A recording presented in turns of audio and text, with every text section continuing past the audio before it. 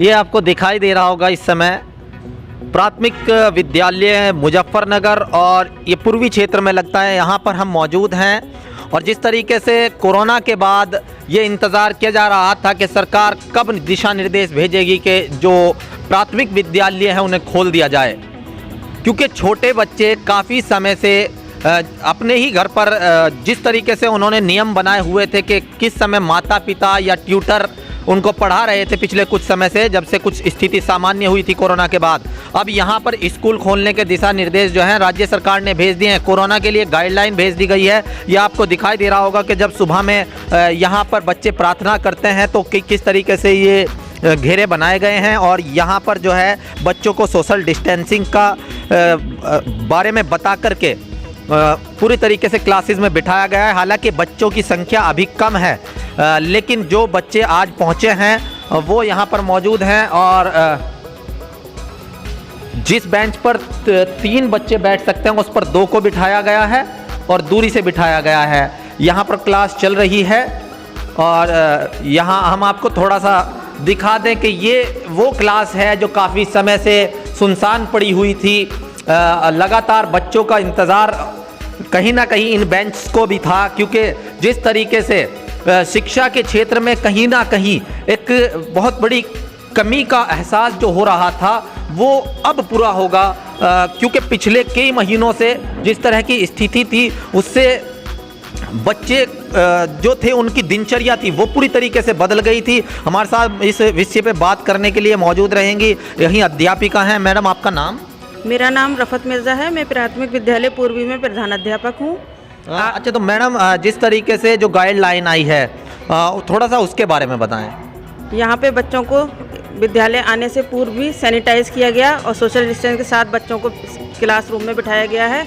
प्रार्थना स्थल पर भी गोले वगैरह बनाए गए हैं। जो शासन का आदेश था उसको पूरा फॉलो किया गया। तो अब क्या लगता है कि बच्चों की जो संख्या है वो कब तक पूरे तरीके से बढ़ सकती है?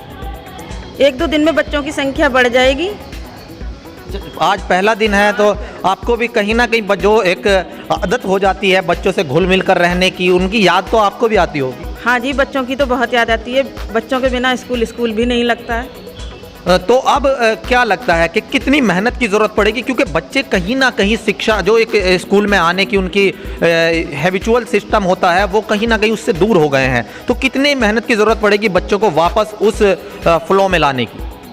इस टाइम तो काफ़ी मेहनत की ज़रूरत है, क्योंकि बच्चे सब घर पर रह के अधिकतर काफ़ी भूल चुके हैं। उनके साथ काफ़ी मेहनत करनी पड़ेगी अभी हमें। जी हाँ, ये थी रफत मिर्ज़ा जो कि यहाँ पर प्रधान अध्यापक हैं। ये हमसे बात कर रही थी और ये साथ ही साथ हम आपको दिखा दें कि यहाँ पर भी इस क्लास में भी बच्चे बैठे हुए हैं और मास्क वगैरह लगाया हुआ है और मास्क भी जो है बच्चों ने जो ड्रेस से मिलता जुलता लगाया हुआ है और यहाँ पर सोशल डिस्टेंसिंग का पालन करते हुए बच्चों को बिठाया गया है।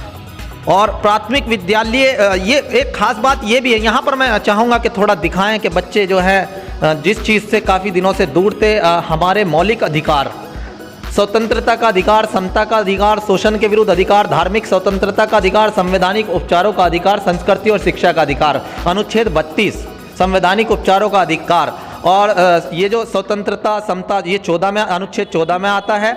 इस तरीके से ये अगर एक बहुत बड़ी बात है कि बच्चे इस तरह के अधिकारों को, अपने संवैधानिक अधिकारों को यहाँ पर लिख रहे हैं। पहला दिन है और इस तरीके से अब बहुत ही मेहनत से और पूरी तरीके से लगनशीलता के साथ बच्चे प्रयास कर रहे हैं। हम भी आशा करेंगे कि आप अपने बच्चों को सोशल डिस्टेंसिंग का पालन का पाठ पढ़ाते हुए स्कूल भेजें, उनके साथ मेहनत करें। जो कहीं ना कहीं हमारे देश के छोटे बच्चे हैं वो शिक्षा से एक तरीके से उनकी जो आदत थी वो जो छूट सी गई है उसको वापस से बनाने का प्रयास करें। इंडिया प्लस न्यूज़ का प्रयास रहता है कि शिक्षा के क्षेत्र से लेकर हर क्षेत्र की खबर आपको दिखाए। इसी वजह से हम आपको ये दिखाने के लिए कि इस तरह की स्थिति, हालांकि स्कूल की हालत देखकर काफ़ी हमें भी संतुष्टि हुई, क्योंकि सरकारी स्कूल हमारे देश की शिक्षा का आधार है। इनकी हालत जो है, अगर ये माना जाता था कि इस तरह की रहती थी कि पहले व्यवस्था नहीं रहती थी, लेकिन यहाँ पर जब हमने देखा तो काफ़ी अच्छा लगा जिस तरीके से बहुत कम संख्या होने के बाद भी बच्चे मेहनत कर रहे हैं। हम आशा करते हैं कि शिक्षा के क्षेत्र में लगातार बदलाव आए